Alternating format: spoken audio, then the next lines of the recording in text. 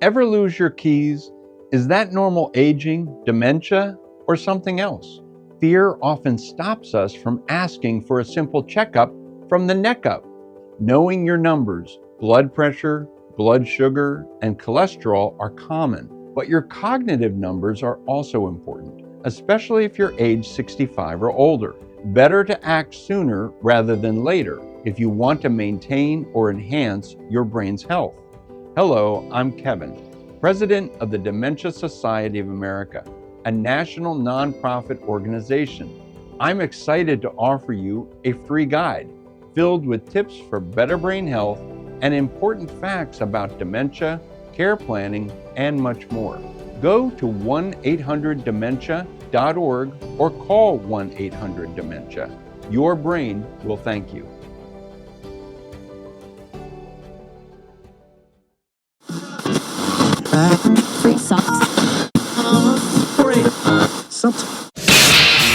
You can stop the search for something intellectual and fulfilling. You've tuned into the Diary of a Bald Man, and there is no going back. Let the moaning, groaning, and bitching begin in 5, 4, 3, 2,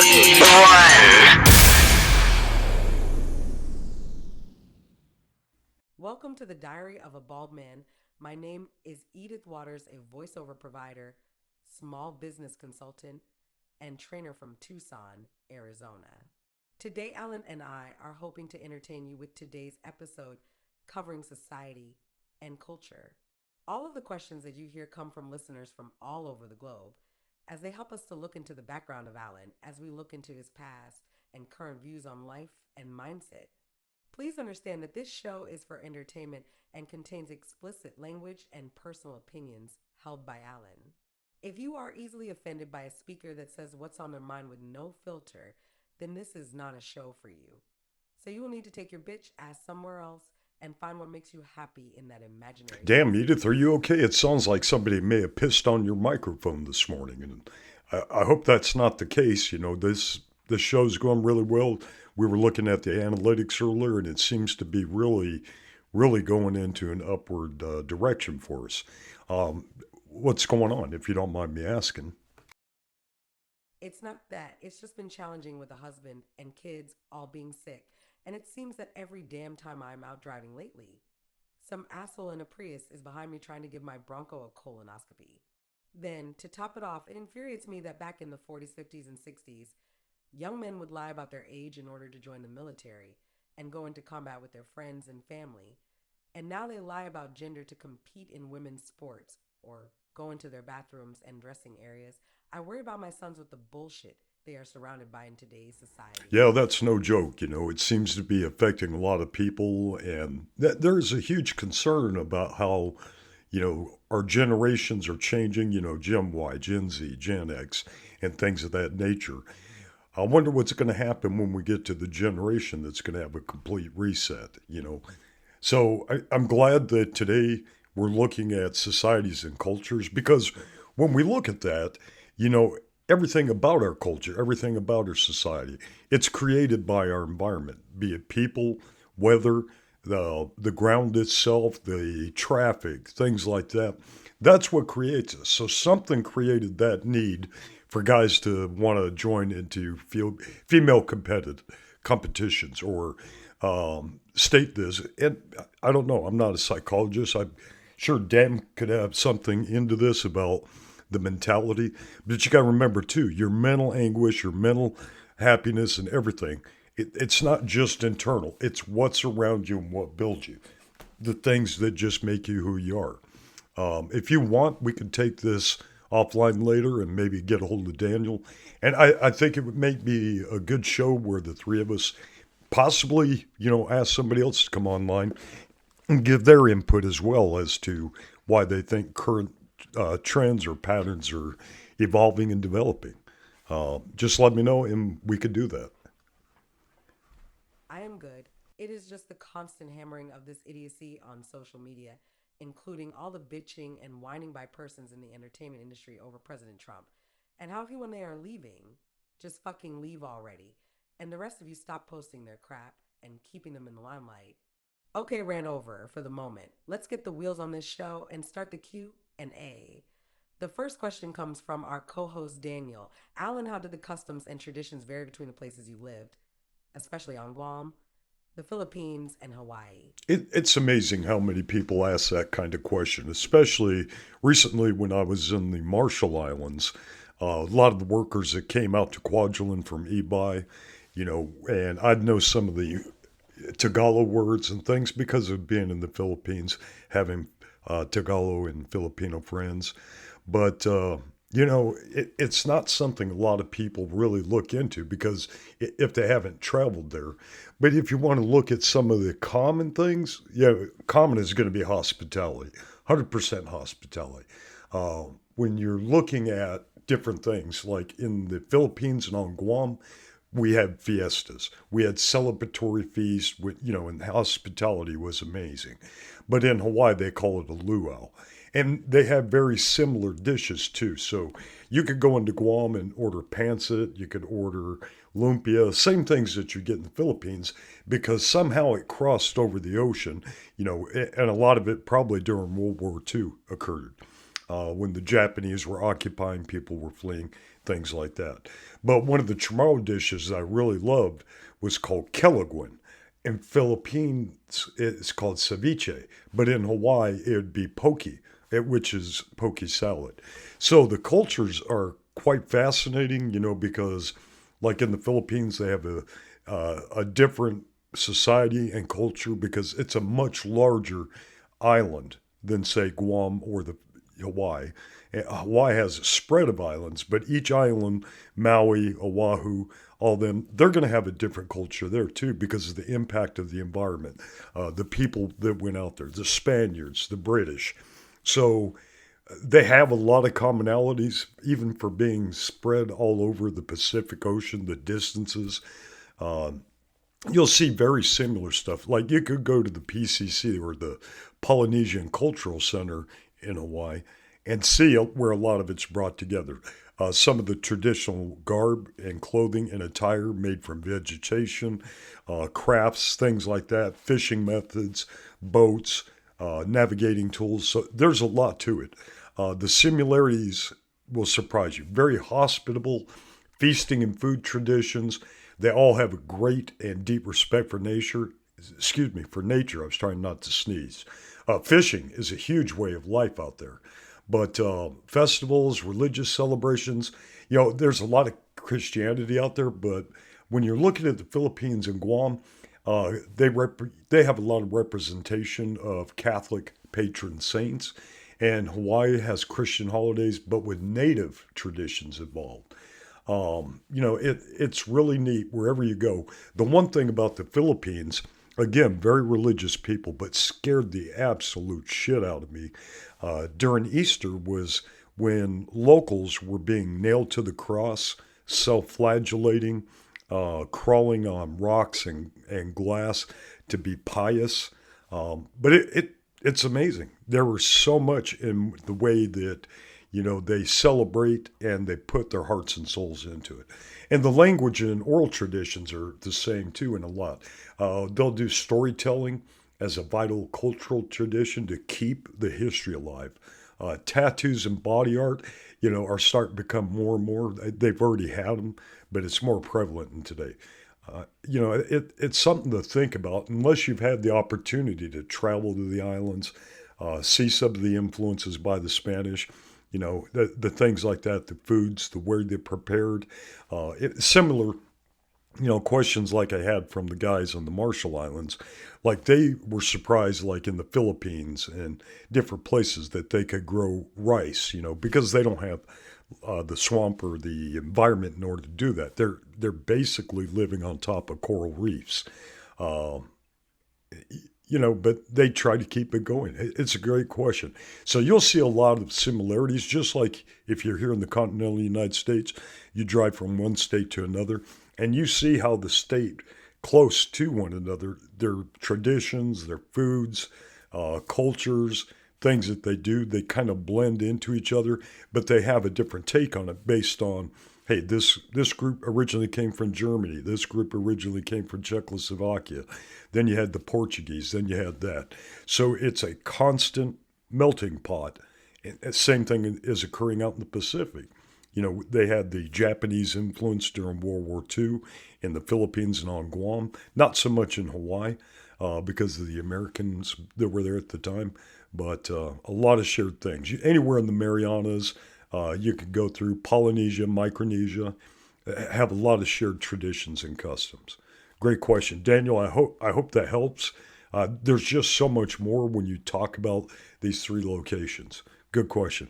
What do we have next, Miss Edith? I'm going to follow up Daniel's question with one of my own.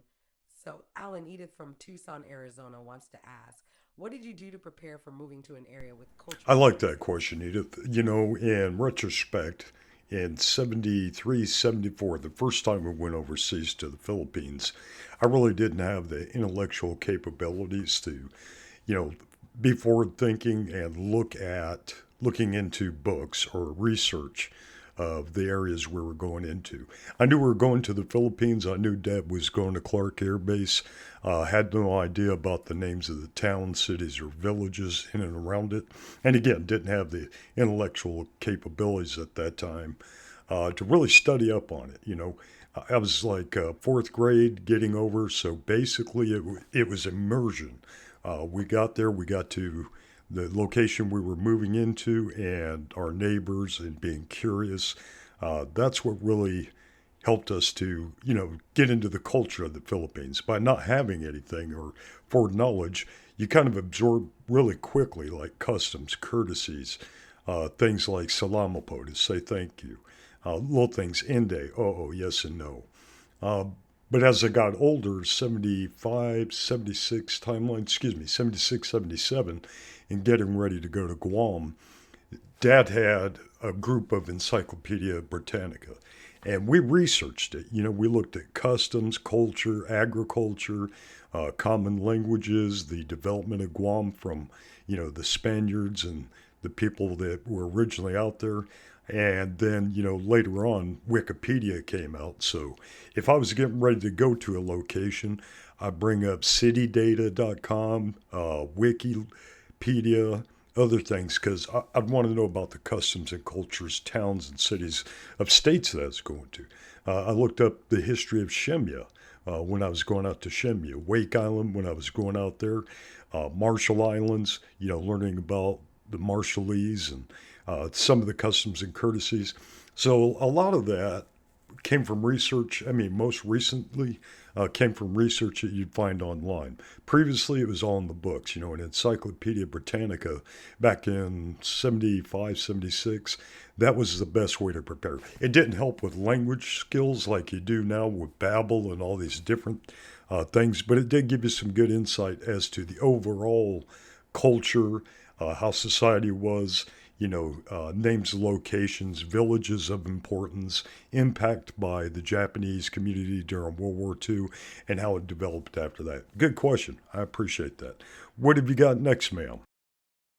I know before moving to Tucson, I looked at every available online resource into the local schools, hospitals, community events, and some history of the area to prepare my sons for our transition from New Jersey. Our next question comes from Troy in Moses Lake, Washington. Alan, as a Navy veteran myself, I too have traveled through numerous areas. In your opinion, what is something you feel that the U.S. has provided to other cultures or expanded on in society as a Oh, that whole? one's going to be really easy. The number one thing that we have provided to other countries, type 2 diabetes. We also have the highest number of banned items to be sold in other countries for simple things such as like GMO products are banned throughout Europe. When we look at chemical additives such as food dyes, red 40, yellow 5, and preservatives, a lot of these things are just absolutely prohibited in other countries. Give you a good example. Mountain Dew contains brominated vegetable oils, or BVO, which is banned in the European Union and in Japan due to health concerns, with bromine. Then you got to look at some of the other stuff where we're using artificial sweeteners, such as like hell, aspartame, being one of the biggest ones because the body can't absorb it. What happens is because with sugar, your insulin responds to it, but with things like aspartame, your body can't digest it. Your insulin can't respond to it. So it builds those little tires you see around people getting a 42-inch big gulp. And that's about it. I mean, culturally, we've not been around long. We're a melting pot for other cultures and societies. So hands down, it's our shit food and our, inability to produce things without destroying it chemically. Look at vapes, look at stuff like that. Look at things that are banned. Ritz crackers, Skittles, and other candies because of dyes. Kraft mac and cheese due to food coloring. But Ritz crackers just because of the partially hydrogenated oils in some of the formulations are banned in some of the countries. Okay, I was not prepared for a response like that at all. I thought we would have had some type of positive influence in the arts, cuisine, and literature. Well, that would be great, except it's not true. You have to remember that most of our brilliant minds, both in the medical and scientific fields, come into the U.S. under H-1B visa. I mean, we're just not generating shit like we used to with the brilliant minds like Mark Twain, on all of his literary stuff, just being one of them. Ernest Hemingway, Toni Morrison, Maya Angelou, Stephen King, great minds, great artists. Stephen King had movies made as well. F. Scott Fitzgerald, Andy Warhol, there's just no end of what we've got in some talents. But look what's going on with our talents right now. They're fleeing the country because they said President Trump is going to get in here and fuck things up. And, it's just over stupid shit. Look at our artists now. Everybody is going into seclusion and isolation because of all the things alleged to happen with P. Diddy. So, no, what the fuck have we got to brag about except for some of our writers? Even, the great chef Anthony Bourdain, absolutely loved him, and he's still loved globally. But it's the ones that are dead that people are going to remember. We don't have shit that we're projecting now in a positive light. Type 2 diabetes and chemical foods that no other fucking country wants. But we suck it up because they dropped the price on it. And it's like, come on, fatty, suck another fucking one down. I wish we did have more, but no. All of our great minds in recent history come in under visas, both in your medical, your scientific, mathematical. And we're talking India, China, Germany, UK, Iran, Russia, South Korea, Israel. Canada is even sending people. Mexico and Latin America because of medical innovation for infectious diseases. They were down there giving their people ivermectin when other people were trying to ban it and saving lives.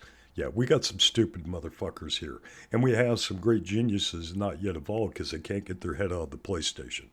What's your next question? This one's just starting to piss me off. Alrighty then, let's look at this request from Howard out of Roanoke, Virginia.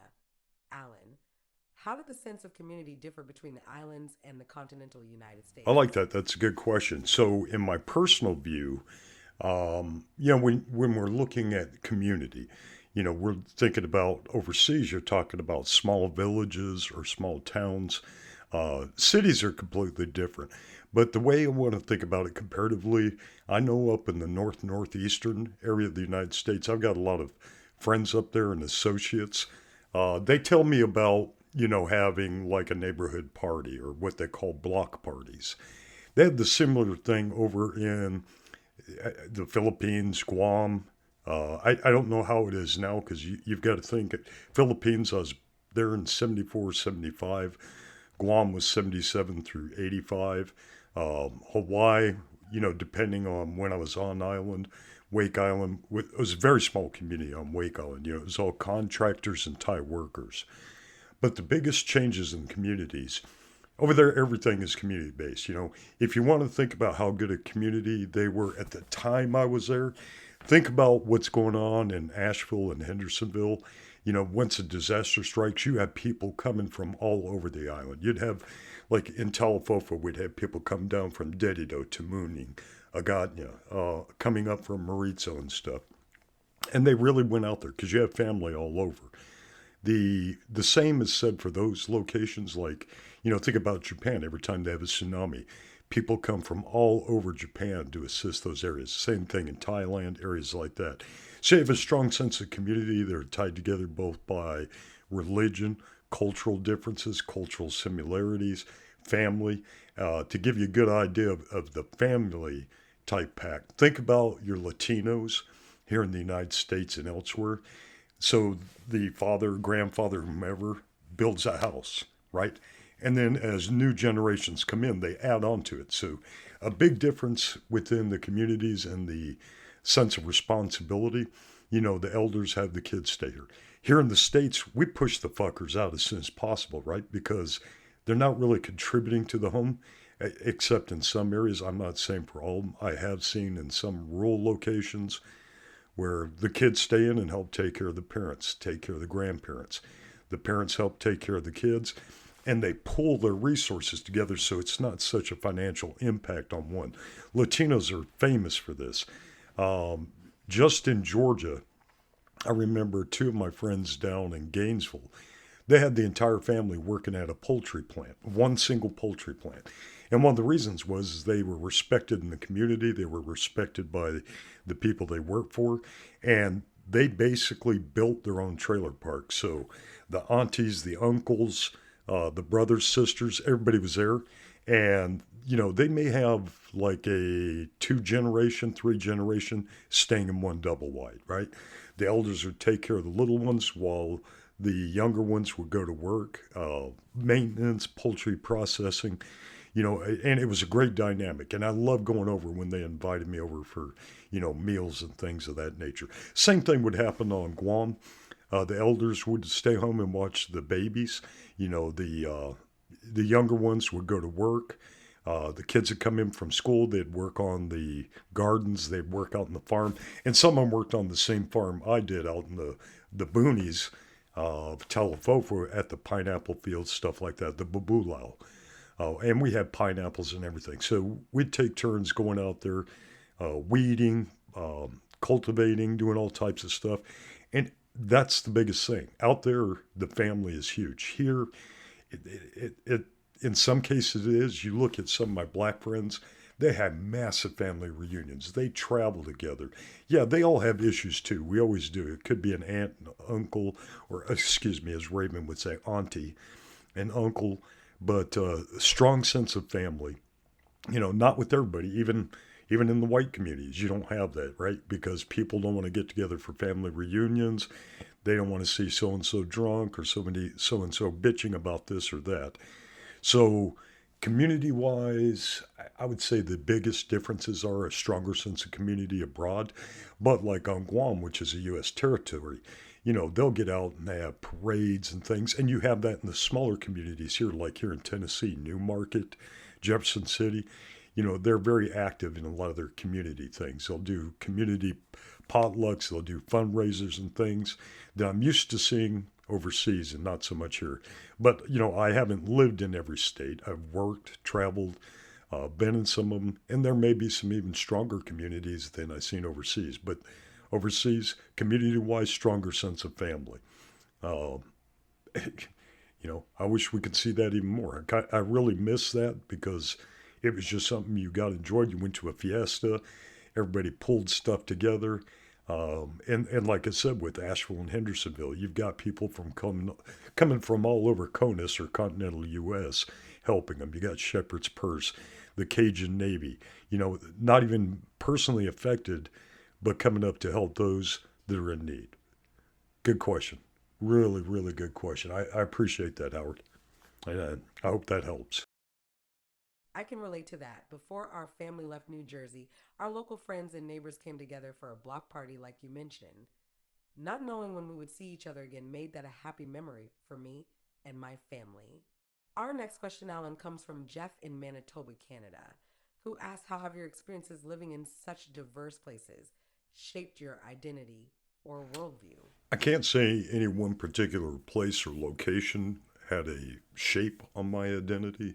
I mean, everybody's going to view me as they view me, and it took a lifetime to develop that. Worldview, I got to see the impact in limited areas. It was just what I was exposed to at the young ages I was there, and then some later. the impact of religion, socioeconomics, the things, created by a diverse culture and impact of other cultures into, I want to say, relatively small areas, but took generations for them to develop. Like I said, that with the U.S., we're a cornucopia.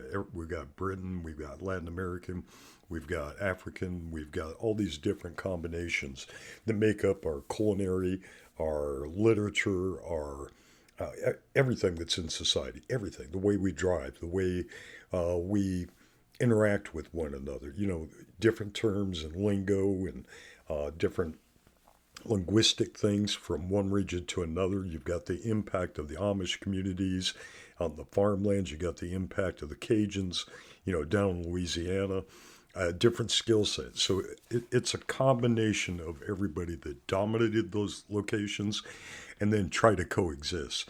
So one of the benefits it gave me is I saw the difficulties in, especially the Philippines, different religions trying to cohabitate into a village, or on Guam, the Catholics, the Jehovah's Witnesses, the Baptists, all true believers in their faith. But, it's kind of hard to celebrate certain things because Catholics do things one way. So what they do is, keeping religion in the mindset, they would change the way the fiesta was. It was still fiesta, it was a gathering. The way weddings were done, things of that nature, and trying to blend everything in so nobody was segregated because of any type of, formal restriction by what their belief system was or what the elders said. So I've got a good understanding, and that helped, especially when I went to the Marshall Islands, and I saw the people, and you have to imagine, many, many, many of them were displaced when we did nuclear testing back in the 60s, 70s, and whatnot. So all these islands were impacted, and they would shift people from one island to another, for safety reasons, things like that. But as some of the elders told me, they're so inbred now because the bloodlines are very limited. They were wanting the Filipinos and the Thais and other Micronesians to come in and help rebuild what they felt they were losing, their identity as members of the, Marianas. It's hard when you look at it because you think a third world country because of limited infrastructure, limited medical, limited education opportunities, limited areas for them to grow and develop, And one of the things I asked one of the elders, same thing when I was overseas, is like on the island of Ibai, you only have such a small area. Where are the graves? And he didn't say a word, he just pointed out to the ocean. So I'm assuming, and again, it's an assumption because I never saw one of the Marshallese funerals when I was out there, but some of them probably had to be buried at sea. I don't know. Some things they don't talk about. They hold that because they don't want you to think lesser of them because Americans are so opinionated. And over there, it's like, you're gay, you're gay. You're straight, you're straight. Okay, you live your life. I'll support you, whatever. So I think that's the biggest thing, is being able to accept the fact that not everybody's going to be like us. Identity-wise, it just made me more open to going into other areas and accepting the people in those communities for who they had, or who they were, what they had, and what they had to offer, and then offering just as much as I received, because that's not something you see a lot of in the States. We generally want more than what we need, and then we struggle the rest of our lives trying to maintain, that visual symbolism of wealth and status and things of that nature. And over there, they're just happy to be alive, make it from one day to another, take care of their families, be able to live in the cultures that they believe in, and enjoy nature as it is. Great question. I really like that, and I wish more people could experience that. What do we have next, Miss Edith? Our last question for today's session comes from Sergio in Eagle River, Alaska. Al and I too am a contractor and have been working on the slope for the past 18 years. How did the remoteness of Shemya Island affect access to fresh ingredients or influence meal preparation? Sergio, that's a great question. I'm not exactly, I mean, I know a lot of people that worked on the slope and on the dew lines and things like that. But I would say it's a lot like what you guys had up there. Now, I don't know about when they have the ice roads come up, if they ship stuff inland that way, going up to the BP roads and stuff like that.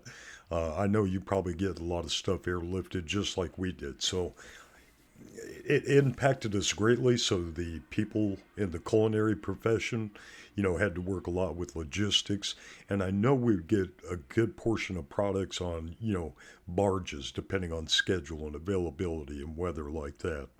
But then weekly, when I was there, this is years ago. This is all the way from like 2007 to 2013. We get weekly flights of like fresh produce, milk, uh, highly perishable items, lettuce, things of that nature. But I think they had to do quite a bit of advanced stuff, probably maybe even a season ahead, because a lot of the stuff would have to come up from the continental U.S., out of Canada, things like that, big shipping containers, things of that nature. So I can't even imagine the logistics behind it. Oh, I can, having been up there and, seeing it on Wake Island, seeing it on Shemya. And I mean, that's just cool that you're even asking about Shemya.